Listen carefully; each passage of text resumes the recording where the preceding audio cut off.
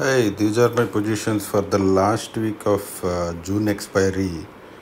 HDFC AMC 5110, 5410 call, Infi 1700 call, for Reliance 1420 call, TCS 3200 put, 3300 put, 3600 call, Titan 3360 put, 3600 call, TVS Motors 2900 call, 2940 call.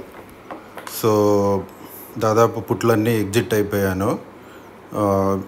ఈ month బాగానే జరిగింది profit wise.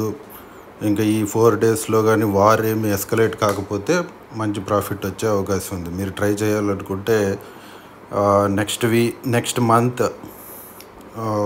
16 delta options try చేయండి ఒక్కొక్క lot.